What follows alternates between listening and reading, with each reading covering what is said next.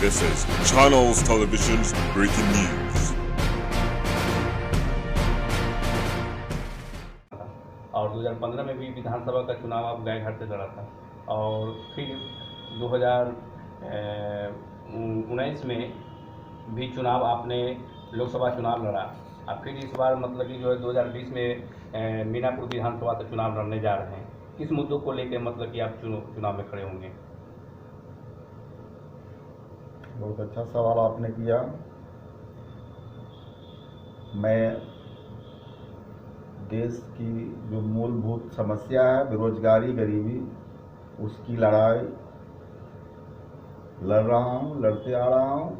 और उसी परिप्रेक्ष्य में मैंने 2014 में लोकसभा का चुनाव, 2015 में गायाघाट विधानसभा का चुनाव और पुनः 2019 में लोकसभा का चुनाव लड़ चुका हूँ। और पुनः मैं विधानसभा का चुनाव मीनापुर से लड़ने के लिए तैयार हूँ। चुनाव में जीतना हारना एक अलग बात है। जिस दिन जनता चुनाव जीतेगी, हमारा मानना है उस दिन से देश का काया पलट होगा। जब तक अच्छे लोग, अच्छे नेता का प्रतिनिधित्व देश को नहीं मिलेगा, देश की समस्या ज्यों की त्यों बनी ही नहीं रहेगी, बल्कि और बिगड़ती चली जाएगी। आज आज़ादी के 70 साल से ऊपर हो गए। आज़ादी के समय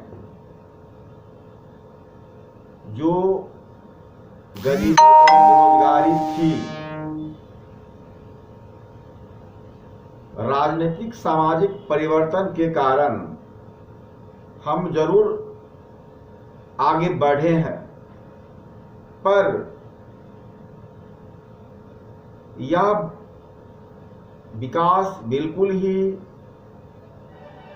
माइनस में है, निराशाजनक है। देखा जा रहा है कि यहाँ चुनाव जो बिहार में चुनाव होती है जाति विशेष पर हो जाती है, धर्म से लगाकर मतलब चुनाव हो जाती है और धर्म का मुद्दा उठाकर मतलब कि जो है से हिंदू मुस्लिम का बराबर देखा जाता है। यहाँ चुनाव के समय में हिंदू मुस्लिम का ये आ जाता है। ये वैसे के लिए क्या कहिएगा? जातिवाद, धर्मवाद लोगों की सबसे बड़ी कमजोरी है और इसका फायदा नेता बड़ी बखूबी से बिना काम किए उठा लेते हैं। क्योंकि लोग इसमें अपने को ज़्यादा रुचि लेते हैं और जाति अपराध बोध से, धार्मिक अपराध बोध से ग्रसित होने के कारण देश का विकास भी अवरुद्ध है। विधानसभा चुनाव क्यों नहीं होती है? क्योंकि बिना विकास के नाम पर ही, अगर जाति के नाम पर, धर्म के नाम पर नेता का काम जब तक चलता रहेगा, विकास करने की नेता सोचता ही नहीं है।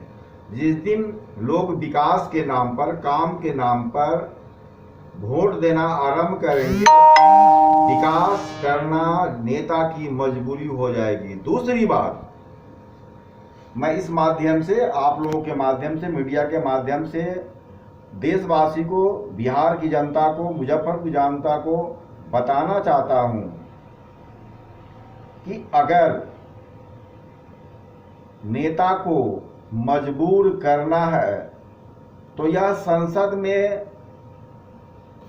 पारित करवाइए कि नेता जो बोलता है, अगर उस पर खरा नहीं उतरता है, नेतृत्व जो वादा करता है, अगर नेतृत्व उस पर खरा नहीं उतरता है, तो हमें और कानून को यह अधिकार होना चाहिए कि उसकी विधायकी और सांसद को वापस होना पड़े। जिस दिन यह हो जाएगा, समझो उस दिन स्वर्णिम काल देश के लिए होगा। नेताओं की मजबूरी हो जाएगी देश की सेवा करने का, लोगों की सेवा करने का, लोगों के काम करने का, देश के विकास के प्रति समर्पण का। क्या राष्ट्रीय पार्टी या क्षेत्रीय पार्टी आपको टिकट देती है तो टिकट से मतलब कि चुनाव लड़िए क्या पार्टी से?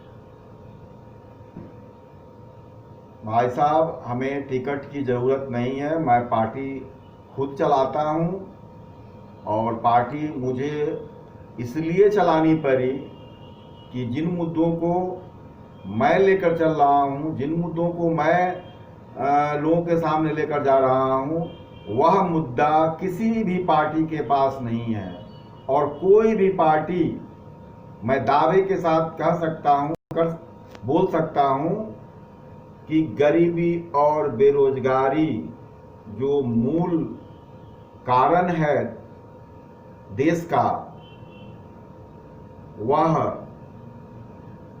दूर करने का जज्बा और सोच किसी नेता के पास, किसी पार्टी के पास अब तक दिखाई नहीं दिया है, सिर्फ राष्ट्रीय आम जनशक्ति पार्टी के अलावा।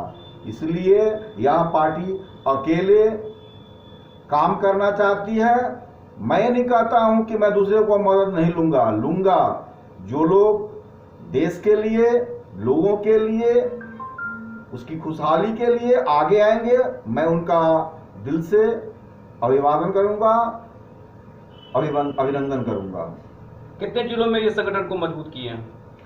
सारे जिलों में संगठन पर काम किया जा रहा है, पर हम आप लोगों को माध्यम से अपने समर्थकों को, बिहार की जनता को, खासकर मुजफ्फरपुर की जनता को बताना चाहता हूं कि मुजफ्फरपुर में मैंने संगठन के लिए अच्छा काम किया है।